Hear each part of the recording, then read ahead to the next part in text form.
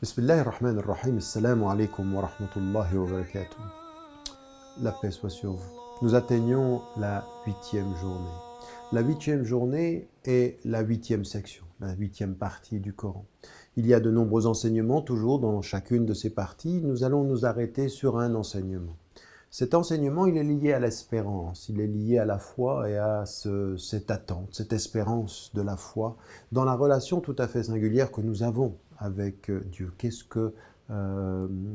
qu'on peut espérer et comment Dieu nous parle de cette espérance quand il est dit dans le Coran et dans un verset de cette section, Lahum darus salami 'inda rabbihim. Ils vont obtenir la demeure de la paix auprès de leur Seigneur.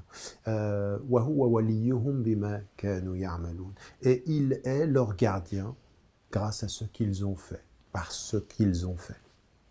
Ici, on s'arrête sur ces mots et on entend une chose qui est finalement très profonde.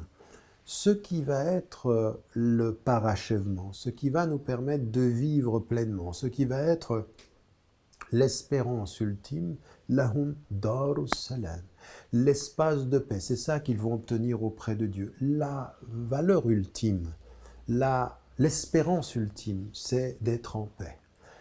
L'un des noms de Dieu, c'est Salam, il est la paix. L'un des noms de ce paradis, ou de cette demeure ultime, pour ceux qui sont élus, c'est la demeure de la paix, Darus Salam. Et puis ce que nous disons tous les jours de notre vie, c'est Assalamu alaykum, c'est-à-dire la paix soit sur vous. Toute cette foi, tout ce que nous sommes en train de faire aujourd'hui dans notre jeûne, dans le fait de nous habituer à jeûner, c'est une recherche, une quête de paix intérieure. Une quête de paix qui va être de l'intérieur avec l'être qui est la paix, Dieu, pour aller vers la paix en saluant. Efshu salam, répandez la paix entre vous. Toute l'appel de l'islam, l'appel est une religion qui n'est pas une religion de paix, c'est une religion qui est une exigence de paix, qui appelle l'homme à faire la paix avec lui-même, à faire la paix avec son semblable, avec la paix avec son voisin, avec la paix avec la nature, être dans une démarche de paix. Et le succès ultime, c'est justement d'être dans la présence de Dieu, dans cette paix qui est la paix, être en paix avec Dieu. Parce que finalement, au bout du compte, ce que nous cherchons pendant le mois du Ramadan, c'est être en paix avec Dieu. Et ça a un effet sur être en paix avec Dieu, être en paix avec soi-même, être en paix avec les êtres humains, être en paix avec la nature. Tout va ensemble. Il y a une harmonie de la paix. La paix, c'est une symphonie dont tous les signes vont se répondre.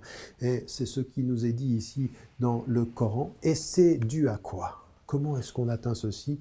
Wa huwa waliyuhum, il est leur gardien, bima kanu ya'malun, par ce qu'ils ont fait. Cette paix-là, elle revient à nous par notre action.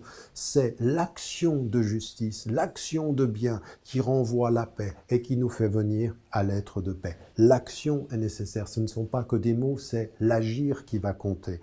Et pendant le mois du Ramadan, pendant tous les mois de l'année, cette action-là, elle est une espérance justifiée. Ce n'est pas l'espérance des gens qui sont assis, c'est l'espérance de ceux qui se battent pour rendre ce monde meilleur en se rendant meilleur. Que Dieu nous aide. N'oubliez pas, n'oubliez jamais de dire à ceux que vous aimez que vous les aimez. La vie est fragile. Assalamu alaikum wa rahmatullahi wa barakatuh.